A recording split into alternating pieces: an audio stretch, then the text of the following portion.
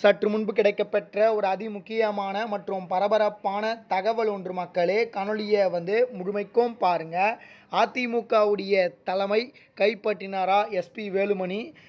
பதறும் எடப்பாடி பழனிசாமி. அதிமுகவில் நடந்த பிளவுகள், இதை பற்றி தான் இந்த காணொலியில் பார்க்க போகிறோம். காணொலிக்குள் போவதற்கு முன்பு இதுபோல அரசியல் சார்ந்த உண்மை நிலவரங்களை நீங்கள் உடனுக்குடனே தெரிஞ்சுக்கணும்னு நினச்சிங்கன்னா நம்முடைய சேனலை மறக்காமல் சப்ஸ்கிரைப் பண்ணிட்டு பக்கத்தில் இருக்கக்கூடிய பெல் பட்டனை ஆளில் செட் பண்ணி வச்சுக்கோங்க. அப்போ தான் நம்ம போடுற ஒவ்வொரு அப்டேட்ஸும் பார்த்தீங்கன்னா உங்களுக்கு நோட்டிஃபிகேஷனில் வரும். இப்போ வாங்க வீடியோக்குள்ளே போயிடலாம்.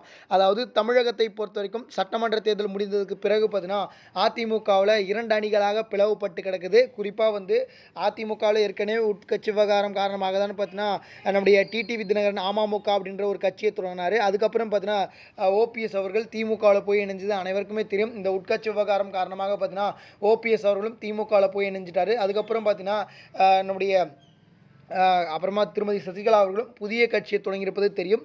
தேர்தலுக்கு பின்பு, அதாவது கடந்த 2016 பார்த்தீங்கன்னா 2026 வரை பார்த்தீங்கன்னா தொடர் தோல்வியால் பார்த்தீங்கன்னா கட்சியில் இருக்கக்கூடிய எம்எல்ஏக்கள்லாம் பார்த்தீங்கன்னா நிறைய விதமான மாற்றங்களை செய்ய வேண்டும் அப்படின்றதுக்காக பார்த்தீங்கன்னா கட்சி அணியை விஜய்க்கு ஆதரவு தெரிவித்ததாகவும், இதனால் எடப்பாடி பழனிசாமி அவர்கள் கோபம் அடைந்து இவர் கட்சியிலிருந்து அவர்கள் நீக்கி இருப்பதாக தெரியும். அதுக்கு முன்னாடியே பார்த்தீங்கன்னா எடப்பாடியோடைய தலைமையில் ஒரு அணியும், இன்னொரு பக்கம் எஸ்பி வேலுமணி, சிவி சண்முகம், அதுக்கப்புறம் பார்த்தீங்கன்னா விஜயபாஸ்கர் இவர்கள்லாம் வைத்து பார்த்தீங்கன்னா ஒரு அணியுமாக பார்த்தீங்கன்னா கட்சியானது பிளவுபட்டு கிடக்குது. அதாவது அதிமுக எம்ஜிஆர் மற்றும் பார்த்தீங்கன்னா ஜெயலலிதா கொண்டு வரப்பட்ட கட்சி தற்பொழுது பிரிந்து கிடப்பது பார்த்தீங்கன்னா உங்கள் அனைவருக்குமே தெரியும். இந்த சூழலில் எப்படி கட்சியை ஒன்றை சேர்க்க போகிறாரு.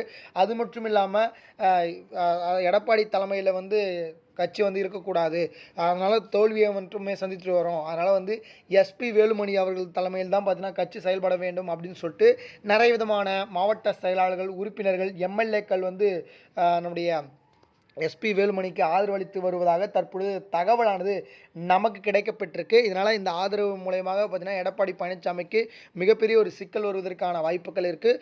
குறிப்பாக 47 எம்எல்ஏக்கள் இந்த தேர்தலில் ஜெயித்தாங்க. அதில் கிட்டத்தட்ட ஒரு 17 எம்எல்ஏக்கள் எடப்பாடிக்கு ஆதரவாகவும், எஸ்பி வேலுமணி ஆதரவாக ஒரு 30 எம்எல்ஏக்கள் இருக்கிறதாகவும் தற்பொழுது தகவலானது கிடைக்கப்பட்டிருக்கு. அது மட்டும் இல்லாமல் நிறைய விதமான எம்எல்ஏக்கள், அதாவது முன்னாள் எம்எல்ஏக்கள் பார்த்தீங்கன்னா எஸ்பி வேலுமணிக்கு ஆதரவு தெரிவிச்சுட்டு வருவதாகவும், அதனால் கட்சி தலைமையை எஸ்பி வேலுமணி ஏற்பார் அப்படின்ற தகவல் கிடைக்கப்பட்டிருக்கு. ஆனால் பொறுத்திருந்து பார்ப்பாங்க, எடப்பாடியிடம் தலைமை இருப்பதே நல்லது அப்படின்ற மாதிரியும் ஒரு தகவலானது போயிட்டுருக்கு.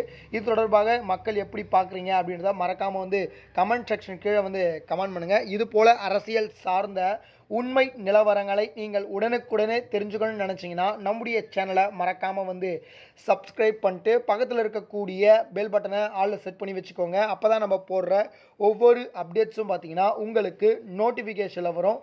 நன்றி மக்களே, அடுத்தடுத்த வீடியோவில் சந்திப்போம். அதுவரை உங்களிடம் விடைபெற்றுக் கொள்கிறேன். நன்றி, வணக்கம் மக்களே.